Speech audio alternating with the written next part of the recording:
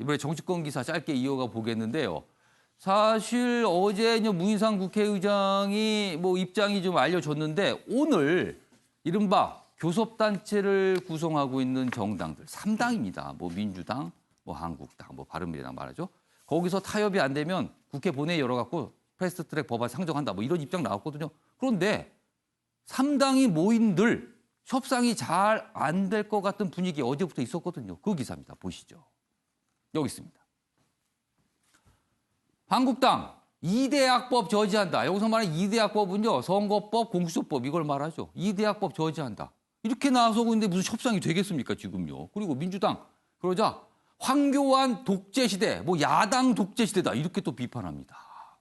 충돌, 여야 주말 내내 설전했습니다. 장애투쟁 재개 황교안 죽기를 각오한다. 죽기를 각오한다. 지금 국회 로텐더홀 3층이라고 할 수 있는데요. 국회 본관. 거기서 농성 벌이고 있습니다. 거기서 숙식을 하고 있죠. 지금. 이인영 더불어민주당 원내대표. 황 대표 체제 이후 식물국회 됐다. 또 이렇게 거세게 비판을 했습니다. 자, 그럼 관련 영상 묶었습니다. 보시죠. 민주당을 해체하라! 해체하라! 해체하라! 해체하라! 밀실야합 졸속 예산 국민이 심판한다!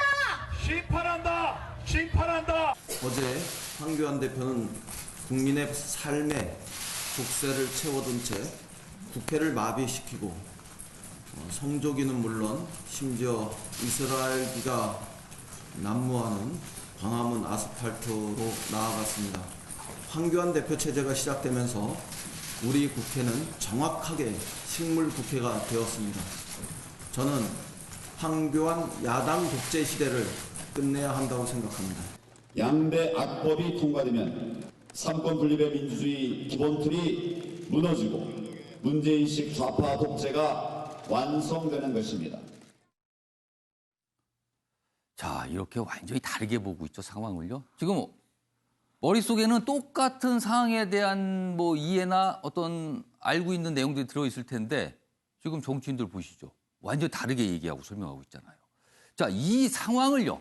묘사하고 있는 사자성어가 어제 공개가 됐습니다. 이쪽 기사입니다. 보시죠. 매년 연말에 교수사회에서 그 한 해를 묘사하고 정리하는 어떤 사자성어를 항상 이렇게 발표를 합니다. 기존의 어떤 문헌에 있는 내용 중에서 이렇게 뽑아내는 거죠. 근데 올해의 사자성어는 이렇습니다. 공명지조. 공명지조. 여기 보면 끝에가 세조자잖아요. 그러니까 무슨 이 공명이라는 새를 지금 공명지조, 줄여서 공명조라고 합니다. 이 새를 사자성어로 뽑은 거예요. 이게 뭐냐면요. 설명을 해드리겠습니다. 이게 좀 어떻게 보면 이게 불교 경전에 등장하는 이 표현이라고 합니다. 그런데 이 새는요. 머리가 2개가 있답니다. 여기 상상의 동물이겠죠. 그런데 한 새는 낮에만 깨어 있고요. 또 하나의 새 한쪽 머리는 밤에만 깨어 있답니다. 그런데 밤에 깨는 이 새가 가만히 보니까 옆에 낮에 깨는 새가 너무 잘 나가는 것 같아요. 그래서 혼을 내주고 싶었던 겁니다. 그러니까 생각해 보니까 내가 독약을 먹어서 완전히 망가뜨리면 얘가 죽겠구나. 그럼 나는 잘 되겠구나. 이렇게 착각을 한 겁니다. 그러면서 독약을 먹었는데 2새 다 죽었다는 겁니다. 왜냐하면 한 몸이니까요. 지금 우리 사회가 이 상황이랍니다. 지금 묘사한 걸. 보시죠. 여기 설명이 되어 있습니다. 서로를 이기려 하고 자기만 살려고 하지만 어느 한쪽이 사라지면 죽게 되는 것을 모르는 한국 사회에 대한 안타까움을 묘사한 사자성어. 공명지조입니다. 그리고요. 또 다른 사자성어, 올해 사자성어로 꼽히지 않았지만 후보로 올랐던 게 있습니다. 여기 보시면 이것입니다. 오목혼주입니다. 어목혼주. 이건 또 무슨 뜻일까요? 물고기 여자에 구슬주자 이런 게 들어갑니다. 뜻이 이렇답니다. 물고기 눈이 진주로 혼동을 일으켜서 무엇이 어목이고 무엇이 진주인지 분간하기 어렵다는 뜻으로 가짜와 진짜가 마구 뒤섞여 있어 분간하기 힘든 상황을 묘사하고 있습니다. 우리 상황도 좀 이런 것 같으네요, 진짜. 그렇다면 공명지조와 어목진주, 지금 우리가 처한 상황 분명히 묘사하고 있는 것 같습니다. 이거 사자성어가요 심상치 않습니다. 지금 꼽은 거 보니까요. 자, 최영철 편집이요. 공명지조 어떻게 보셨어요? 우리 사회가 요즘 보면 굉장히 섬뜩하죠. 예. 광화문에 한번 가보시면 잘 아실 겁니다. 예. 얼마나 우리가 섬뜩한 구호를 누군가를 향해서 외치고 있는지. 예. 정말 그 말을 들어보면 정말 자기 아버지의 원수한테 저렇게 외치고 있는 것이 아닌가 싶을 정도로 험한 말이 지금 많이 나오고 근데 있습니다. 공명지조로 치면은 그렇게 상대방을 저주하고 분노해봐야 같이 한 몸이기 때문에 같이 다치게 되는 거잖아요. 그러면. 우리 인간은 혼자 살 수 없습니다. 그러니까 다 같이 살아야 되죠. 그것이 그러니까 인간을 보고 뭐 아리스토텔레스는 사회적 동물이라는 얘기도 했는데 예. 결국 그러면 정치는 무엇입니까? 정치는 인간들이 같이 살 수 있게 하는 공존의 기술을 발휘하는 것이 바로 예. 정치죠. 근데 우리 정치가 지금 공존의 기술을 발휘하는 것이 아니고 우리 정치는 지금 청산의 기술을 가르치려고 하고 있습니다. 상대는 적폐다. 너는 청산의 대상이다. 너는 사라져야 할 대상이라고 얘기하고 있습니다.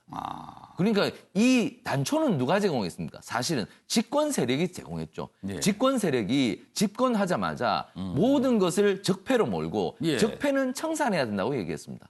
그러나 적폐를 무조건 청산해야 됩니까? 적폐가 전부 다 청산될 수 있습니까? 예. 없죠. 결국 국민통합이라는 그러한 가치도 함께 손을 잡고 예. 갔었어야죠. 물론 적폐도 예. 없애야 하겠죠. 예. 하지만 적폐만 청산시킨다면 결국에는 공존되지가 않습니다. 관용도 필요하고요. 그리고 예. 공존의 기술을 익히기 위해서는 어깨동무하고 손잡는 기술도 필요하고요. 예. 그리고 내가 하나 얻었으면 장군 했으면 내가 멍군도 한번 당할 수 있는 것이고요. 예. 그러한 기술들을 익히는 것이 정치고 그것을 가르치는 것이 예. 정치인데 우리 정치는 지금 너무나 적대시해서 이분법적으로 내 진영과 남의 진영을 나누어서 가지고 있는 것이 아닌지 정부 여당부터 조금 생각을 바꿔야 할 것 같습니다. 장미 변호사. 네. 사실 여기 표현 두 개가 등장했잖아요. 소개한 게 공명지조와 어목혼주. 어떻게 보면 뜻은 다르지만 우리 사회를 지금 묘사하고 있는 그런 이 사자성어거든요.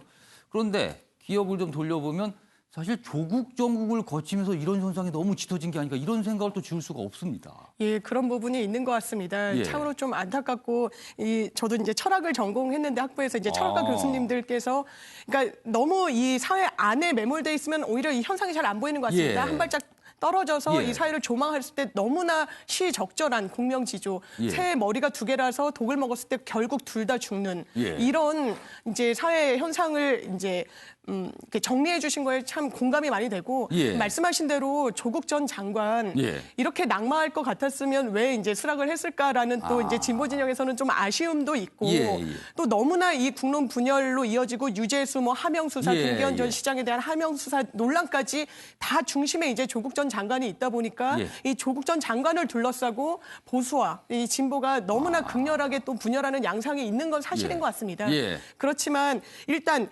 그것과는 별개로 일단 검찰 수사에 예. 대해서 계속 검찰이 예. 피의사실을 공표하는 식으로 청와대를 상대로 예. 각을 세우고 이런 부분이 오히려 또 진보 쪽 더 이제 정권을 지지하는 측에 격화되도록 그 어떤 원인을 제공하는 측면이 있지 않나 이런 부분 참으로 아쉽다. 결국엔 어떤 좀 예. 책임의 주체를 이제 상정하는 데 있어서는 검찰도 좀 자중해야 될 부분이 있지 않을까 이런 생각 듭니다. 그렇습니다. 공명지조는 머리가 둘렸으니까 같이 그대로 살아야 됩니다. 한쪽이 죽으라고 독을 먹거나 뭐 쪼거나 그러면 안 됩니다. 어차피 같은 몸에 연결돼 있거든요. 지금 우리의 모든 많은 분야가 그런 상태로 지금 살아가고 있는데 상대를 적대시하고 뭐 죽어라 해야 된다고 이런 극한 표현들이 등장하거든요. 이거는 정말 안 될 것 같습니다. 자, 융찬 변호사께 요구 질문 하나 짧게 드릴게요. 지금 사실은 대립의 축 중에서 한쪽이 이제 황교안 대표거든요. 지금 어떤 이 상황에 대해서. 근데 황교안 대표가 사실은 선택할 수 있는 게 지금 국회 농성이었는데 그것 말고는 다른 선택지는 없었던 걸까요? 지금에서 어떤 해법이 좀 있을까요? 어떻게 보세요? 일단 선거법하고 공수처법의 통과를 막는 것이 지금은 제일 급선무고요. 예. 그 통과를 막기 위해서 모든 수단과 방법을 다 동원하는 거라고 보시면 될 것 같고요. 예.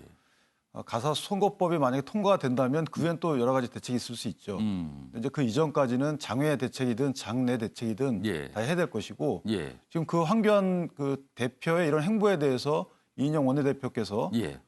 독재다 이런 취지의 야당 말씀하셨는데 독재 이런 표현을 그것이 썼어요. 아까 나온 어목혼주의 일례다 이렇게 보입니다. 어. 지금 누가 독재로 평가를 받아야 될 상황인데 서로를 향해서 독재란 표현을 쓰고 있어요. 야당이 지금. 어떻게 독재를 합니까? 독재를 했으면 여태까지 패스트트랙까지 올라와서 법안이 이렇게 상정 전당까지 오지 예. 않죠.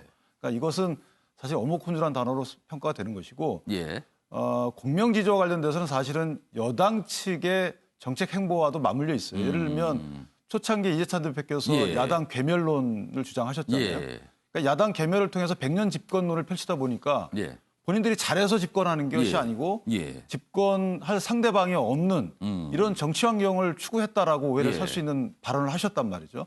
여기서부터 시작이 된 겁니다. 그래서 정의라는 이런 공동체 가치 평가 기준도 이 편이냐 내 편이냐에 따라 달라진다는 이런 국민적 오해를 산 여러 조국 진영, 조국 사태를 겪으면서 예. 일어난 이런 가치 판단의 혼란 이런 것들을 사실 여당이 초래한 부분이 커요. 그래서 이 부분을 예. 하루속히 바로잡는 것이 필요하다. 저는 알겠습니다. 이렇게 생각합니다. 자, 민주당에 계신 김상일 평론가께 발언 기회를 짧게 30분 드려야겠어요. 아무래도 뭐 반론하실 것도 있을 것 같은데. 압축해서 좀 말씀해 일단 주시죠. 여당이 독재를 할 수가 없습니다.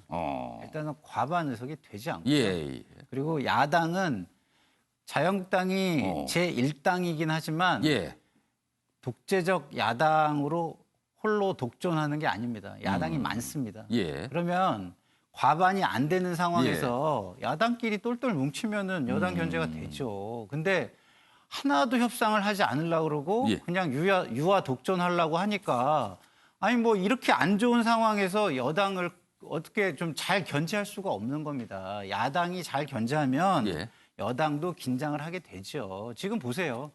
여당에 실망한 사람들이 갈 데가 없어서 헤매는 걸 한번 봐야 됩니다. 지금 현 상황을. 알겠습니다. 지금 뭐 아까 영상도 그렇고 여기서 나와 계신 한국당과 이제 민주당이 각각 몸담고 계신 우리 패널분들도 말씀하셨는데 중요한 거는 국민들, 유권자들께서 지켜보고 계십니다. 지금 다 머릿속으로 판단하고 계세요. 지금 어떻게 되고 있는지. 알겠습니다.